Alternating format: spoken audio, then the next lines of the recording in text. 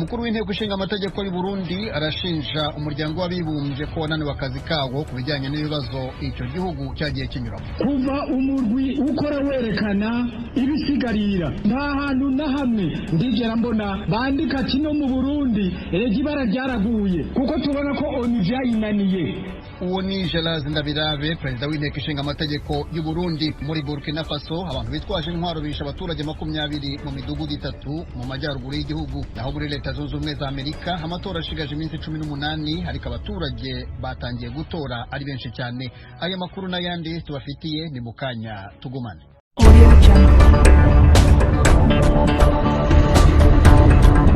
Umutwe w'inyeshyamba zirwanya ubutegetsi bwo mu Rwanda Fdrl ufite ibirindiro mu burasirazuba bwa Repubulika ya Demokarasi ya Kongo uramagana inyandiko uvuga ko witiriwe ivuga ko Fdrl ishyigikiye leta y'u Burundi mu gikorwa cyo kwirukana ku butaka bw'igihugu abiswe Leamite. Umuvugizi wa Fdrl Kirengoma yavuganye na mugenzi wacu Veniste Shimimana. Itangazo twabonye ryavugaga ko ngo Fdrl ishyigikiye guverinoma y'u Burundi mu kwirukana abo bise Leamite ku butaka bwabo. Iryo tangazo rikaba ryasohotse ku itariki ya 12. Nibyo twamaganye tuvuga ko nta ruhare Fdrl ibifitemo ko bakoze ari bagashoza intambara nyine basanzwe bashaka gukora ku byo isura y'urugaga Fdrl bayiharabika ndetse bataretse n'isura ya guverinoma y'u Burundi. Ko tukaba twabyamaganiye ku mugaragaro tuvuga ko ntaho duhuriye nabyo, ko babikoze ari abo bashaka kujijisha ahubwo bashaka gukomeza kwarimanta intambara zishingiye ku moko muri kano karere k'ibiyaga bigari. Ariko se ntabwo mushobora kuba mwisubiyeho mukavuga muti biriya twari twakoze ntabwo byakiriwe neza, reka tubihindure tuvuge yuko ari amakuru adafite aho ashingiye? Ntabwo bishobora kuba ari ukwisubiraho? Ntabwo ari byo kuko urebye iriya tangazo urebye n'itaragite nta na nimero urebye rifite hanze tubwo barikoze bagenda bagafata ibirango dukoresha tuwatuze nyine ikoranabuhanga ry'ubu ngubu byacu bakabyomekaho, ariko iyo urebye usanga nta na nimero rifite. Ubundi twebwe nk'uko ibi twakoze bigaragaza twe murabona ko bifite nimero 006/2020. Donc ni ukuvuga ngo iriya n'itaragite twashatse gukura urujijo mu nshuti zacu ndetse n'abacunguzi. None mwebwe mubona mute ubumwe, ubwiyunge n'amahoro mu karere niba mwitandukanije n'ibyanditse muri ririya tangazo? Twebwe dushyira imbere ubwiyunge hagati y'amoko yose nta vangura. Ntabwo dushobora gushyira imbere nk'uko amategeko yacu nabigaragaza ikijyanye n'ubumwe n'ubwiyunge nicyo dushyize imbere nta vangura. Ni ukuvuga ko amarembo yacu iteka afunguye kandi twiteguye no ko twavugana n'uwo ari we wese tutavanguye ngo aya ni amoko cyangwa se aba n'aba. Donc muri makeya ubumwe n'ubwiyunge nibwo dushyize imbere, ikintu cyose kibavangura turacyamagana kandi n'amategeko yacu arabivuga arabigaragaza. Kwirungoma ndagushimiye cyane ku bw'aka kanya wuhaye ijwi ry'Amerika. Murakoze namwe kandi mukomeye. Amakuru yo mu karere k'ibiyaga bigari cyohere mu Burundi aho umukuru w'inteko ishinga amategeko w'icyo gihugu ashinja ONU ko yananiwe akazi kayo ku bijyanye n'ibibazo Burundi bwagiye bucamo. Daniel Gérard Ndabirabe yabivugiye kuri uyu mugoroba mu ntara ya Rumonge. Eloge Wilikaneza yaduteguriye inkuru.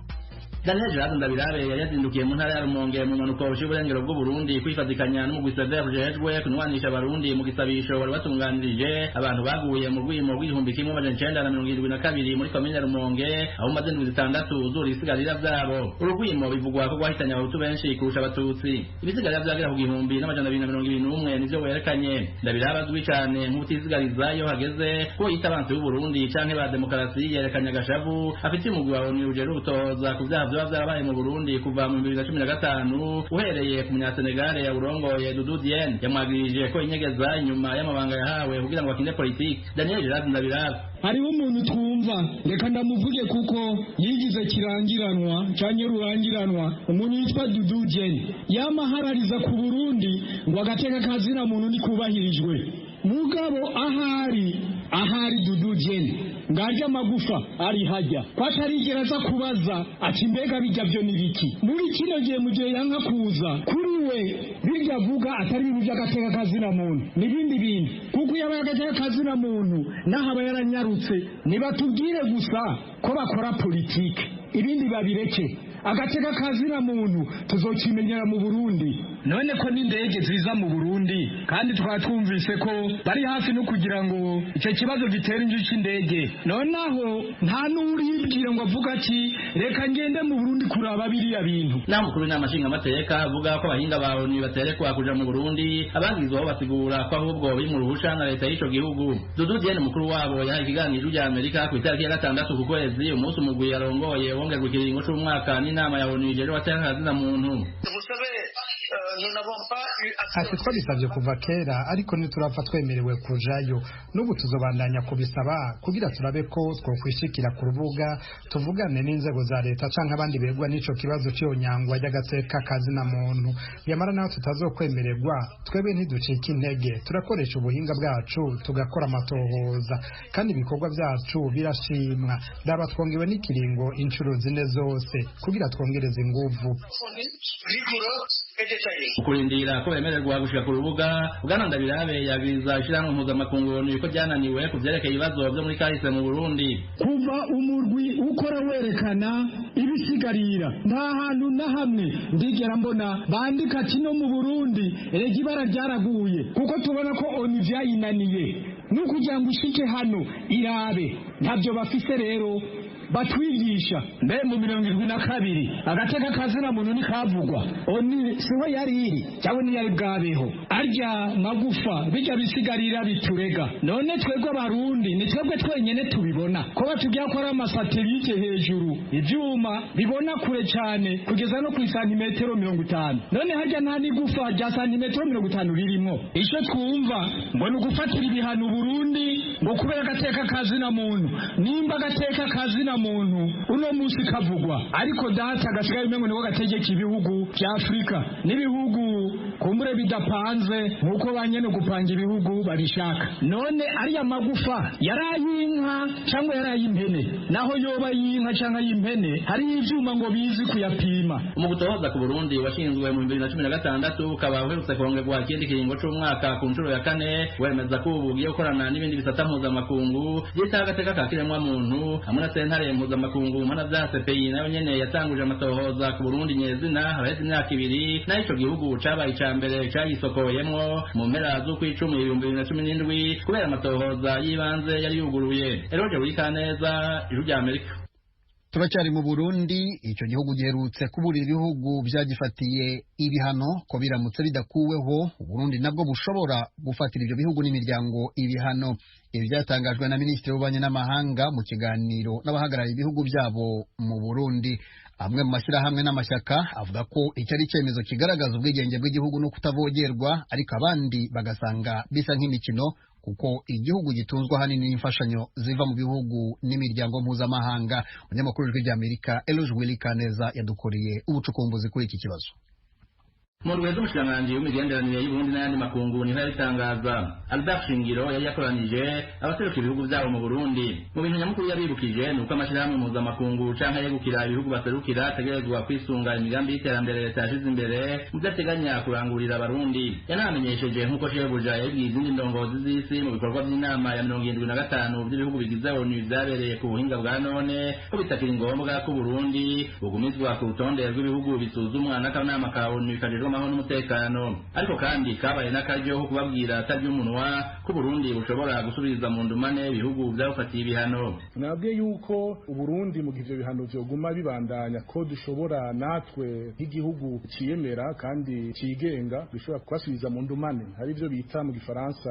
reciprocité ivyo bihugu navyo birafise imigambi ngaha bifisemwo inyungu dushobora natwe mu gufatira natwe ibihano ntituzokwama mugane wa wundi dukubitwa ikofe kwitama dutegera indi hazoshigeho natwe dusubiza tuzoguma dutega itama bakubita gusa ibihugu n'ubatabidomye ku rutoki birazwi n'ishirahamwe ry'ubumwe bwa buraya ryafatiye ibihano Burundi kuva mu ntango z'ibihumbi 2016 mu guhagarika imfashanyo vyahora biha leta bikaba ubu bicisha mu mashirahamwe n'imiryango bijejwe gufasha abanyagihugu.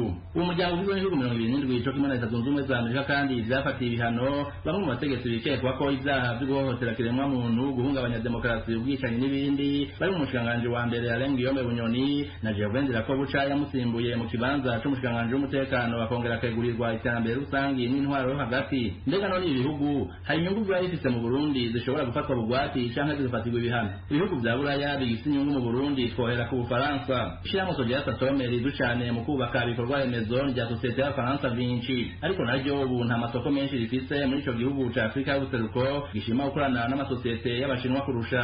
Hari kandi Uholande bufise imitahe ku bice 56% mu ishirahamwe rihingura inzoga n'ibinyobwa Burarudi, ibice bisigaye bikaba ivya leta. Ubwa nyuma ibihugu vy'Ububirigi n'Ubudagi bifise kompanyi y'indege SNL igira ingendo mu Burundi. Amerika cyo kumenya ibindi bihugu by'umuryango w'Uburaya mu Burundi nta nyungu ziboneka bihafise ata amashirahamwe yo gufasha mu bisata bitandukanye na cane mu bijanye n'amagara y'abantu. Rwanda Rusiri umukuru w'ishirahamwe Rikome akaba anakurikiranira hagufi imigenderanire y'Uburundi n'amakungu na cane mu gisata c'ubutunzi. Leta y'ico gihugu nta nguvu buryo n'ijunji ifise cyo gusubiza mu nkoko abayifatiye ibihano n'amategeko agenga imigenderanire biyemerera. Biragoye rero ko Uburundi bushobora kuvuga gutyo, tuzi neza yuko muri bije dukoresha buri mwaka hafi amamiliyaridi 1,500 y'amafaranga y'amarundi, amahera twebwe turonka avuye mu matagisi no mu makori ako gushika gatoyi imiliyaridi 1,000 usanga akora gusa mu bijanye no kubaho kwa leta kwa misi yose, ata mugambi n'umwe bashobora kurangura. Ariha imishahara n'aya masoko biyihera abo bashaka, ariko kandi usanga hafi amamiliyaridi 400 yose atangwa nabo bava ngo leta y'Uburundi zofatira ibihano. Ariko Jean Hakizimana umukuru w'ishirahamwe Foricon F asanga ivyo Burundi bwogera ko bitabuze nk'igihugu cigenga. Igihugu naho kitoba cikwisha gisije gisaba hanze gishobora naco gufata inyungu zaco nk'igihugu cikukiye. Uburundi nabwo bafite ibyo bukenewe ko ari naco bituma rero tuvuga duti birashoboka ko nabwo ushobora gufata ivyo bihano kafata mbere n'ivyo bihugu bya turamubona ko umengo ntawo byubahuka. Murazi ko Uburundi ari igihugu gifise ico gihigwa ko n'ivyo bihugu twovuga ubutare n'ibitari bike tutodundagwa ngaha. Eka none politiki bamwe babona ko iyo ngendo ya leta ije hageze kugira irinda gasuzugura Burundi. Aloyize Rwanda witonde umukuru w'umugambi wa Fdrl hari muri abo. Hari intwaro zashaka gukorana n'abanyamahanga mu gushaka kudandaza Uburundi. Abo badukoronije ntibashaka kumva yuko twokorana nk'igihugu cigenga, hari ibihugu bishaka gushinyiza ibihugu bito bito. Ariko rero iyo bimaze kwigenga kigafata indongozi zacu, ni ngombwa ko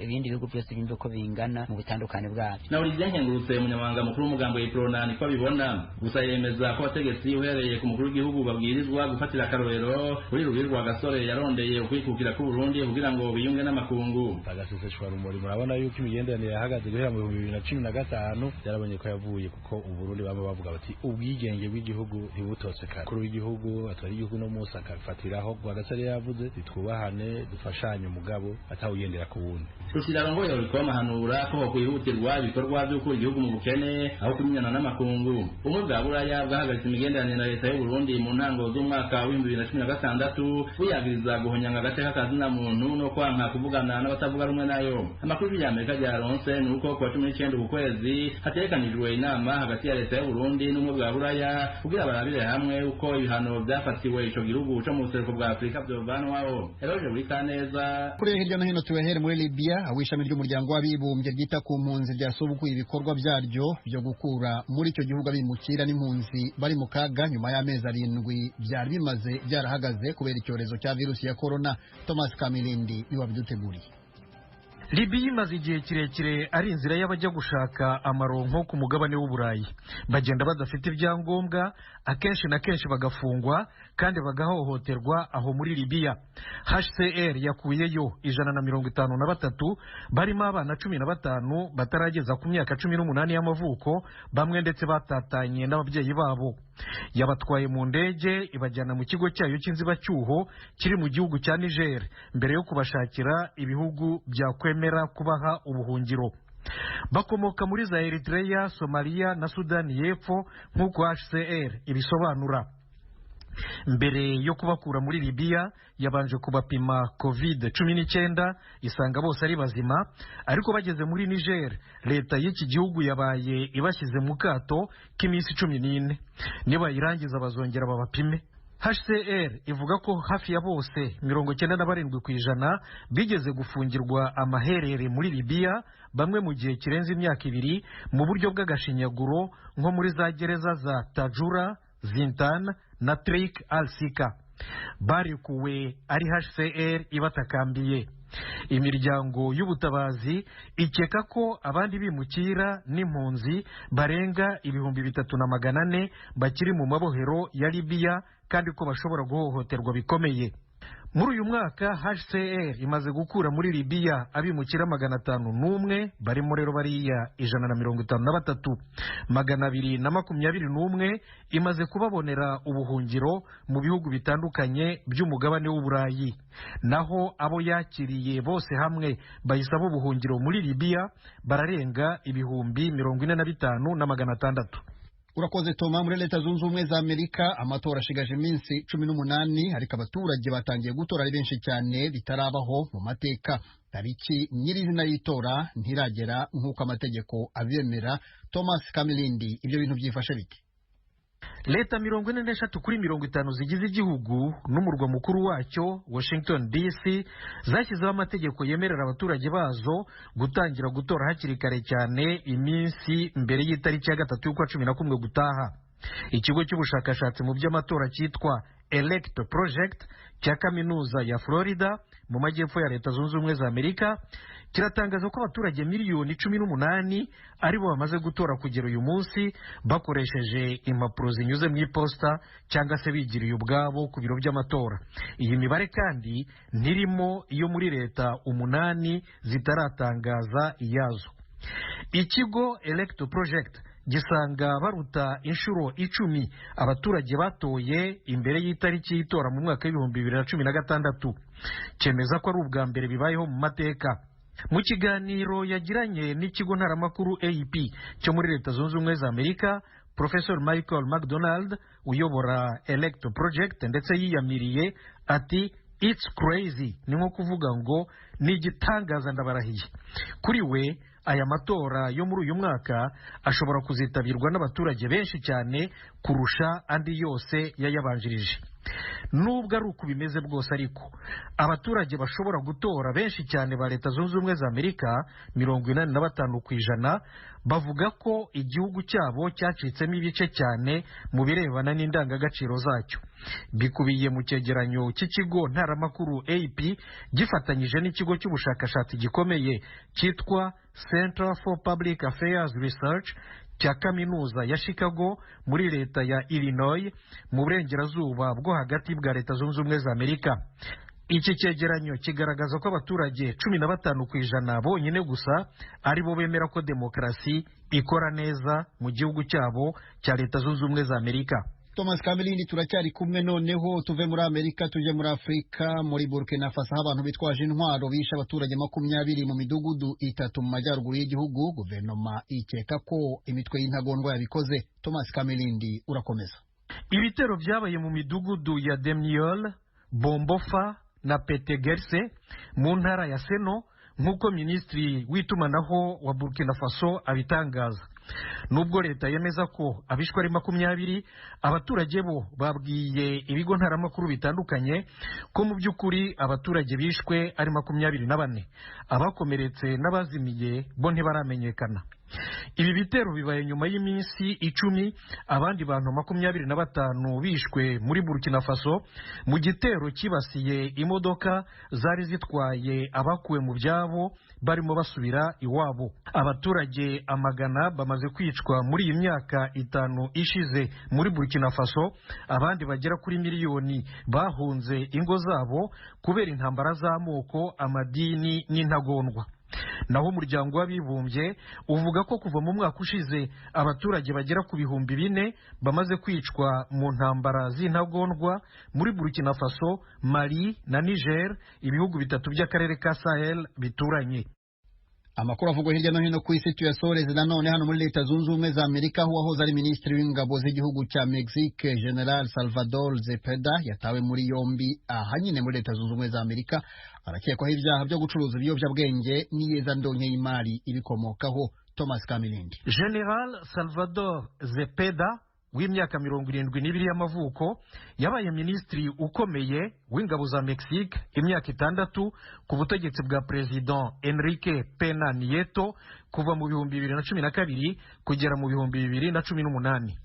Yafatiwe ku kibuga cy'indege mpuzamahanga cya Los Angeles muri California mu burengerazuba bwa Leta Zunze Ubumwe za Amerika ku mpapuro zo kumuta muri yombi z'ikigo cy'igihugu kirwanya ibiyobyabwenge DEA mu magambo ahinnye.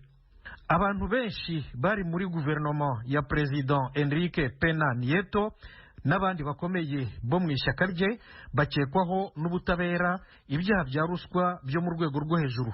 Bamwe na bamwe baba ndetse bakorana n'imitwe y'abicanyi nk'imitwe icuruza ibiyobyabwenge ikomeye.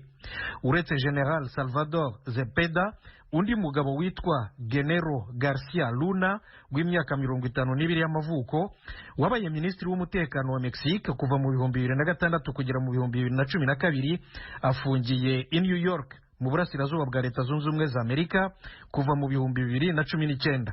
Umushinjacyaha amukurikiranyeho ibyaha byo gufatanya n'umutwe ukomeye ucuruza ibiyobyabwenge witwa Sinaloa wa El Chapo Guzman, nawe uri muri gereza muri Leta Zunze Ubumwe za Amerika.